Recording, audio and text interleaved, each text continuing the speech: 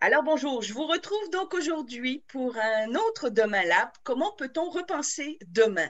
Donc justement, le but est de penser pour voir comment on peut faire un monde meilleur pour demain. Et aujourd'hui, j'ai l'honneur d'inviter, en tout cas d'échanger avec Henri Tolio. Henri est un artiste accompli pour moi, mais il va se présenter lui-même parce que je trouve que c'est beaucoup mieux qu'il se présente. Alors, bienvenue Henri. Puis Ben, qui merci es-tu? Stéphanie, merci beaucoup de ton invitation. Bonjour aux téléspectateurs, etc. Merci donc pour ton émission. Me présenter, ben, en fait, je viens de la Guadeloupe, hein, donc c'est une petite île qui est dans la Caraïbe. Je suis né dans les années 60 et fin des années 60 et depuis donc une trentaine d'années, j'ai une pratique artistique voilà, contemporaine. Et je m'interroge principalement sur le vivant. Et donc, je fais de la peinture, je fais de la photo, je fais de la vidéo, je fais beaucoup de performances avec ma compagne Annabelle Guéredra. Et ce que je peux dire aussi, c'est que j'ai donc écrit une thèse justement sur le vivant et surtout sur les artistes de la Caraïbe et ceux du continent américain, donc du nord au sud, qui travaillent sur le vivant, mais avec des moyens digitaux. En clair, ils travaillent avec des moyens biotechnologiques, donc ça serait plutôt du bio-art, ou alors avec des outils numériques, digitaux. Et là, on peut voir des choses que les Canadiens connaissent très très bien, puisque vous êtes très en avance dans le domaine du numérique. Voilà, donc c'est ce que je peux dire pour globalement me présenter. Je suis un plasticien de la Caraïbe. Super. Écoute, de toute façon, on mettra les liens pour que les gens puissent voir tout ce que tu fais et ce que tu proposes, qui est vraiment fascinant pour moi. Alors, Henri, je t'ai invité aujourd'hui vraiment à échanger parce que justement, ton regard artistique, je le trouve très intéressant et j'aimerais qu'avec ton regard artistique, tu puisses nous dire, ben, comment peut-on rêver demain, justement, avec tout ce qu'on vit, puis toi aussi, en Guadeloupe, vous le vivez aussi, mais c'est mondial. Comment peut-on rêver demain? Et là, je vais mettre petite Annabelle, ma coccinelle, 10 minutes pour toi.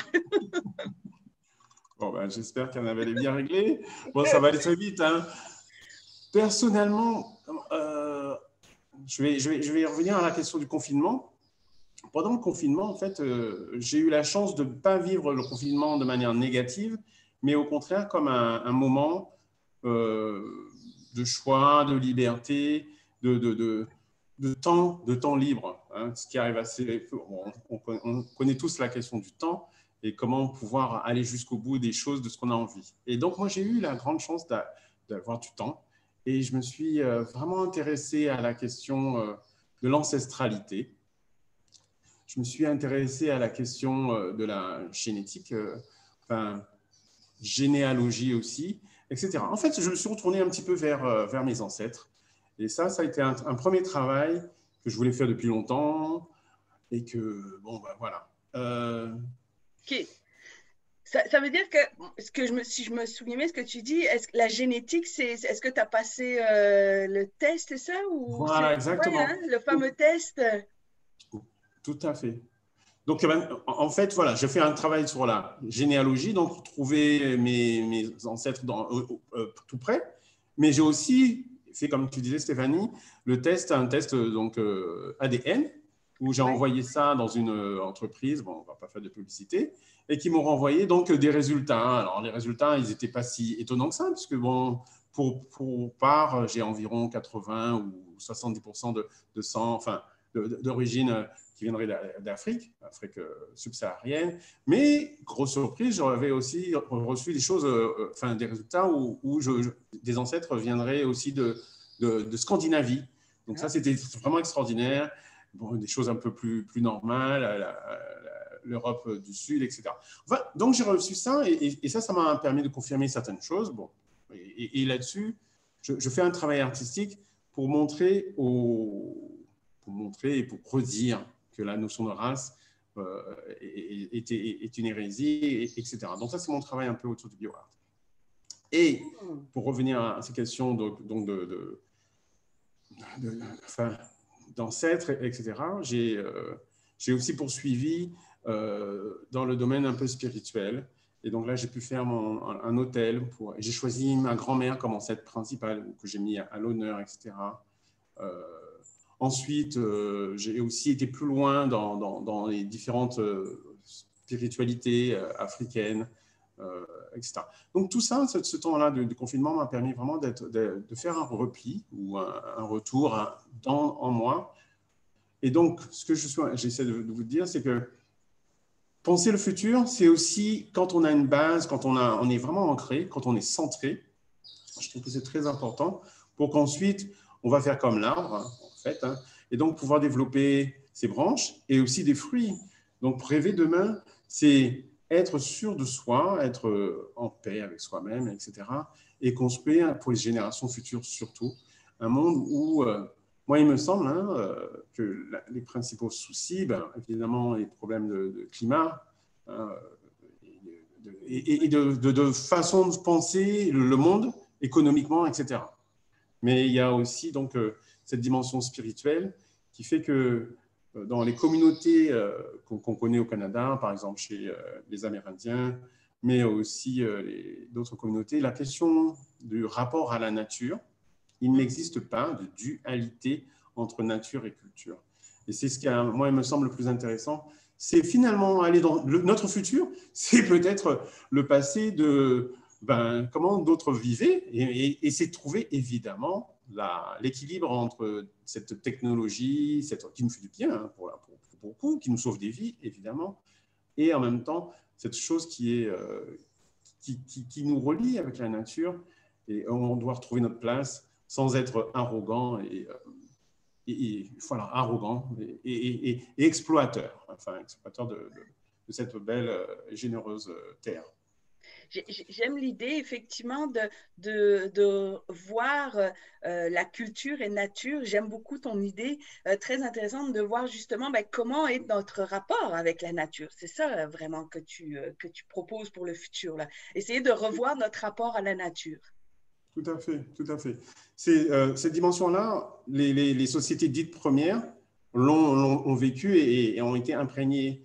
Mais nous être société contemporaine, nous pouvons aussi, évidemment, vivre dans une modernité, mais nous pouvons aussi être dans une vraie sensibilité avec cette nature, avec les lieux où nous vivons, prendre ce dont on a besoin, parce qu'on en a besoin de manger, on a besoin de boire, etc. Mais en même temps, avoir ce rapport spirituel. Quand on prend ou quand on coupe un arbre, on lui parle avant et on lui dit que ceci est cela. Alors certes, beaucoup de gens vont dire que c'est n'importe quoi et tout, mais en même temps, il y a un très très beau film, et ça je pense que les Canadiens vont vraiment être touchés par ce film, c'est La Belle Verte de Colin Serrault, et ça montrait un monde justement futuriste, et il n'était pas technologique. Au contraire, l'être humain pouvait, grâce à ses propres pouvoirs qu'il a développés finalement, faire des choses assez intéressantes, comme se déplacer ou Enfin bon. Tu recommandes ce film-là? Voilà, je recommande vraiment ça parce que je trouve que c'est un des avenirs, hein, c'est une des pistes. Et moi, j'ai toujours trouvé ce film-là extraordinaire, complètement à l'inverse des stars, des blockbusters américains, Star Wars et compagnie. C'est vraiment des choses toutes simples et avec nos capacités qu'on développe, celles je parle de spiritualité évidemment, Ouais. faire des choses et faire évoluer ce monde dans un équilibre et dans quelque chose de quelque chose de durable. On ne pollue pas, on ne pique pas, on ne mange pas tout, et puis on s'en fout de ce qui se passera demain pour les enfants ou pour les générations, voire les autres nations, quoi. Voilà. Effectivement, puis je l'entends vraiment, ton retour à la nature, j'apprécie beaucoup parce que pour moi aussi, je pense que le prochain défi va être vraiment climatique. Il l'est déjà depuis beaucoup d'années, mais là, je pense qu'il va être encore plus criant. J'entends aussi, toi, ce que tu proposes aussi, en tout cas, ce que tu repenser le futur, il y a un aspect très spirituel aussi qui va avec, finalement.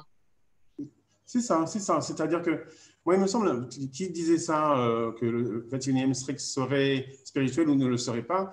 Moi, je pense qu'on est arrivé à un moment donné où, de toute façon, on n'a pas tellement le choix. On a fait des essais. On a fait des essais capitaliste, communiste, socialiste, enfin, je ne sais pas quoi. Mais donc, tout ça, ça n'a pas vraiment marché puisqu'on est dans un état délabrement économique, spirituel et tout, assez criant. Les gens sont dans un désespoir, en fait. Hein. Ouais. Et cette radicalité, et la recherche de la spiritualité, cette radicalité, ce retour dans les religions, on va dire monothéistes, etc., ben, nous ramène aussi à des confrontations extrêmement violentes.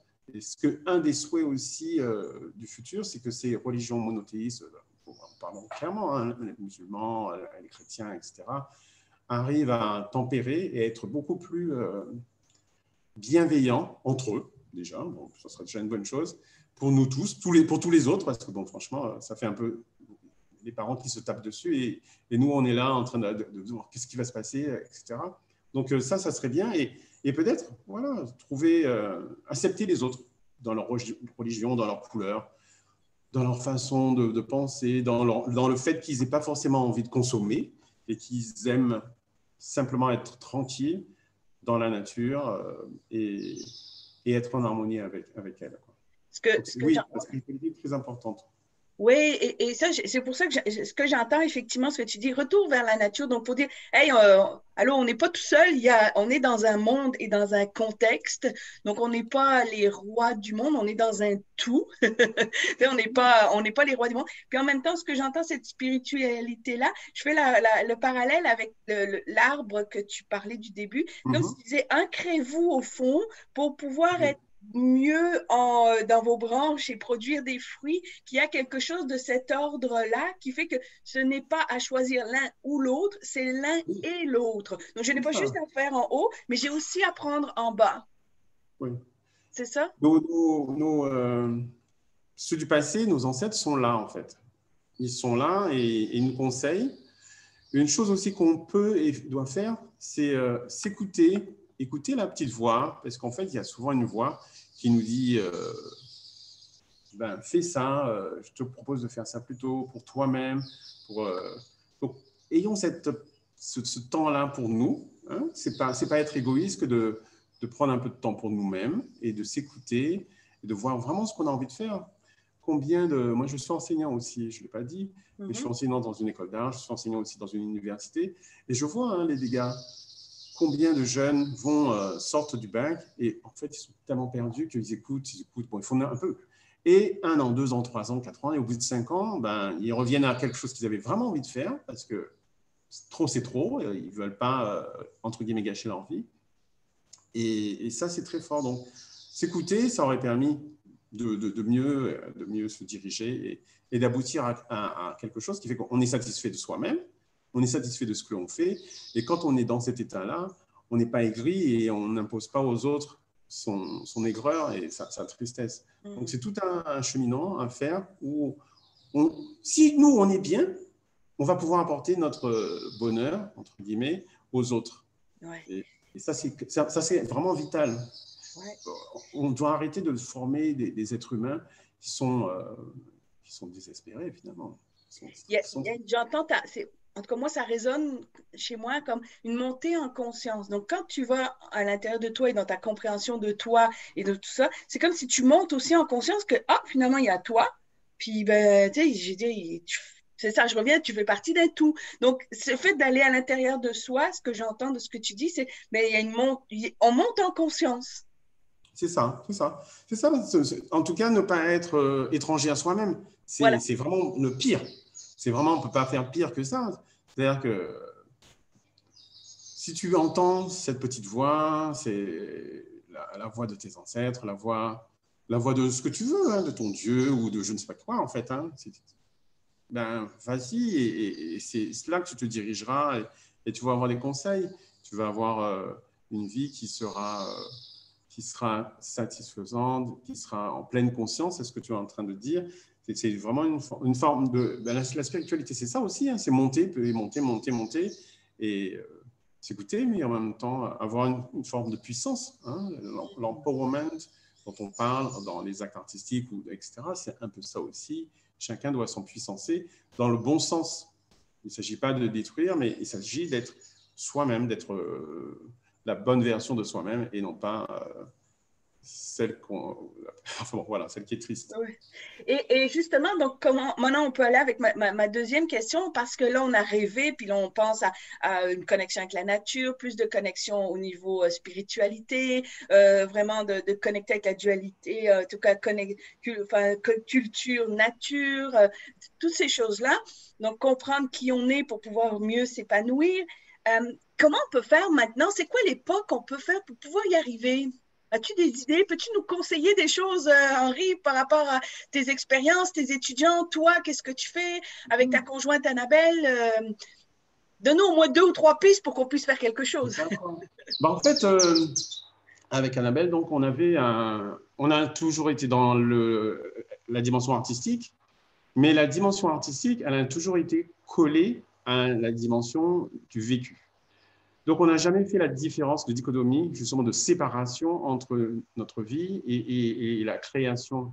Donc, c'est un peu ça que je peux donner comme conseil, c'est que mais je pense que vraiment la jeune génération est dans ce sens-là, hein, et je sens ça, qu'ils sont prêts à quitter un travail si de toute façon ça les intéresse. Okay. Et donc, et ça, je pense que c'est vraiment très, très, très important qu'on soit en accord avec soi-même et qu'on ne fasse pas des choses juste pour le fric ou juste pour les parents ou pour une copine, enfin, je ne sais pas. Hein, c'est vraiment toujours être vraiment en accord avec soi-même et que ça soit en résonance. La vie va t'apporter, parce que tu vibres, tu te sens bien, ben, tu vas évoluer. Si tu ne te sens pas bien, ben, au contraire, tu auras toujours le sentiment d'être devant un mur. Donc voilà, en tout cas moi, ce que j'ai pu faire, et ça pendant des années, on a été par exemple au Chili, ben, c'était pour faire un travail artistique, une résidence d'artiste, s'interroger sur comment on va dire ça, les peuples dominés, les peuples voilà, dominés. On parle du Chili, donc il y avait les Mapuche contre les Chiliens, entre guillemets. Donc on s'est interrogé là-dessus. Mais de l'autre côté, on a aussi été voir une chamane et on s'est en même temps formé en même temps. Donc en fait, c'est pas. À chaque fois, on choisit nos destinations, nos lieux, pour 2 ou 3 raisons qui font que tout ça va ensemble et ça a du sens. Ça a du sens pour notre vie. Ça, c'est vraiment important aussi. J'appelle la notion du sens que tu amènes là. En gros, faire des choses qui font du sens. Oui, et ce que j'entends aussi, c'est oui, pour nous, mais il y a aussi quelque chose de compréhension du monde aussi, que c'est pour ça aussi que vous faites ça aussi. Il y a quelque chose de compréhension du monde. Il y a compréhension de nous, compréhension du monde, de qu'est-ce qui se passe aussi. Donc, il n'y a pas juste quelque chose juste de moi, je veux être bien. Ce que j'entends de ce que vous faites, il y a aussi, c'est comme, ben, je fais une compréhension du monde aussi. C'est ça. C'est-à-dire que la dimension spirituelle, elle s'accompagne de la dimension de bienveillance et surtout d'apporter, voilà, c'est apporter aussi, entre guillemets, sa contribution, c'est apporter son petit savoir, son écoute à l'autre et aider. Donc, dans cette idée-là, vraiment, c'est des fois voyager pour comprendre, voyager pour apprendre, parce que d'autres nous transmettent, comme lors de notre rencontre au Canada, justement, avec la abuela Margarita, ben là, on apprenait, et bien sûr, on était, entre guillemets, élèves, et on avait un maître spirituel qui nous donnait des conseils. Et là, nous, quand on rentre, on fait l'effet inverse, et il y a des gens qui nous posent des questions, sans prétention, évidemment, hein, rien. Mais on aide, on tente d'aider, et d'aider la communauté. Et ça, ce qui est très, très important, c'est d'aider les communautés, toutes d'ailleurs, dans des réponses, car le monde, il est vraiment, quand même, on le sent, il y a des laissés pour compte, il y a une oppression, il y a un système capitaliste qui laisse les pauvres, enfin, on connaît tout ça, quoi. Donc, nous, oui, il est important, oui, d'aider la communauté. Donc, il y a un retour. Ce que j'entends aussi, c'est qu'il y a un retour, il y a une générosité. Donc, on redonne qu'est-ce qu'on a eu, où on a été chercher cette compréhension, puis on redonne. Tout à fait, tout à fait. Est-ce qu'au niveau parce que tu as quand même dit notre rapport à la nature est important, est-ce qu'il y aurait quelque chose qu'on pourrait faire en ce moment qui, justement, pourrait nous on va dire, revoir peut-être notre rapport à la nature? Qu'est-ce qu'on pourrait faire selon toi, Henri? La nature, ben, il y a comment quelque chose, comment dire ça? Euh, Il y a des endroits dans la nature où on se sent bien, en fait. Et ça, déjà, si on peut individuellement trouver ces endroits-là, ces lieux-là, pour soi-même, ça va être un truc, enfin, ça va être quelque chose qui va faire qu'on va avoir une forme de résonance, de vibration, où on sera apaisé. Donc ça, déjà, si on peut trouver chacun individuellement son propre lieu, c'est déjà pas mal. Il y a aussi autre chose, c'est dans la nature nous parle. Et par exemple, quand on va, moi je suis aux Antilles, donc j'ai la chance d'aller dans une mer qui est relativement chaude. Et donc, on peut, moi je fais une forme de yoga, et c'est pas du yoga, c'est un peu, je suis vraiment en harmonie avec l'eau en fait. Et ça, je ressens ça de façon très très puissante. Et donc ça aussi, c'est peut-être trouver son élément. C'est peut-être trouver son élément et à un moment donné, entre fusionner ou rentrer dans la forme de transe, etc. Sans raconter des trucs, c'est pas de la magie, mais les arbres nous parlent. Hein. Les arbres nous parlent. Tu te mets en face d'un pot de chêne ou d'un souci et tu prends un peu de patience et tu vas voir que le vent, dans les branches, tout ça, va faire quelque chose, va faire une forme de communication, une forme de respiration. Donc, voilà, soyons à l'écoute, c'est ce que je peux dire. C'est trouvons nos lieux, nos lieux, Wow. trouvons nos C'est, éléments, etc. ouais, j'entends beaucoup ce que tu et ça, ce que je comprends, c'est ça revient beaucoup ton discours de prendre le temps. Oui, Tu as commencé avec prendre le temps pour soi, pour la compréhension de soi, prendre le temps avec la nature, c'est ça, tu es revenu avec prendre le temps avec la nature, prendre le temps avec la générosité avec les autres, prendre le temps en gros, d'apprendre, de savoir qui on est, mais qui on est avec les autres. Il y a vraiment une notion de prendre le temps dans ce que tu dis dans tes propos. ouais. Ben, en fait, euh, on a un ami qui est chaman et qui vit donc en Martinique. Hein, je vis en Martinique. Hein. Et donc, il est sur la plage souvent. Et puis sinon, il se balade et il va en montagne. On balade la montagne Pelée, c'est le volcan de la Martinique. Et il fait ça. Et encore, il n'y a pas longtemps, il y a 2, 3 jours, il me dit, mais Henri, tu sais, hein, ça ne sert à rien de speeder. Fais les choses calmement, mais fais-les bien. Mm. Va jusqu'au bout. Parce que tu veux faire 10 000 choses et finalement tu fais les 10 000 choses, mais à moitié. Alors que tu fais 2 choses, au moins c'est parti, enfin c'est fait, et bien fait. Tandis que sinon tu auras tout le temps un sentiment d'insatisfaction et ça va te poursuivre. Parce que les choses mal faites, eh ben, elles te poursuivent. Évidemment, on sait qu'on a une conscience. Eh ben, voilà. Et donc, prendre le temps, il va leur rappeler, prenons notre temps et faisons les choses. On croit qu'on est super malin, qu'on est les bons dieux, allez, ça va se faire. Ben non, évidemment que non, ça ne va pas se faire. Ça va se faire, mais ça va mal se faire. Voilà. OK. Puis, est-ce que tu intègres ça dans ta pratique artistique, en tout cas dans tes créations artistiques? Alors, ces derniers temps, bon, je fais beaucoup de choses, hein, comme je te dis, des Oui, oui, je installations. sais. Mais là, encore pendant le confinement, je me suis lancé dans un jeu vidéo, bon, avec un moteur de jeu, bon, je ne vais pas faire de publicité, et, euh, et ce jeu a pour but de d'emmener le spectateur lambda, le Canadien, le Chinois, etc., dans mon monde. Car ce qu'il y a d'intéressant, c'est que dans le jeu vidéo, tu peux tout reconstruire et tu peux tout mettre et à la dimension que tu veux, etc. Enfin, vraiment, c'est toi le Dieu, c'est toi le créateur, dans le sens noble du terme, de cet espace-là. Et donc, il y a plusieurs jeux que je suis en train de faire. Et il y a un des jeux que j'ai vraiment développé, ça s'appelle Water Divinity, donc les divinités de l'eau, mais ce sont les divinités de l'eau Yoruba ou encore vaudou. Enfin, c'est autant de candomblé, etc. C'est autant de spiritualité afro-caribéenne que je Mm. développe et que j'essaye donc de montrer, de faire découvrir au reste du monde. Et ça, c'est le travail que je suis en train de faire avec. J'ai trouvé un super programmeur. Et donc, on avance bien dessus. Mais c'est un très, très. C'est nouveau pour moi, mais en même temps, c'est complètement enrichissant parce que je suis obligé d'aller dans la littérature, je suis obligé de me renseigner sur, évidemment, sur les spiritualités, comprendre que ces spiritualités-là, elles sont vues, mais de façon des fois négative. Le vaudou, et pour certaines personnes, c'est de la sorcellerie, enfin, etc., etc. Voilà, donc oui, j'applique vraiment concrètement ce que je fais, et voilà. Cool. On a. Tu prends vraiment le temps.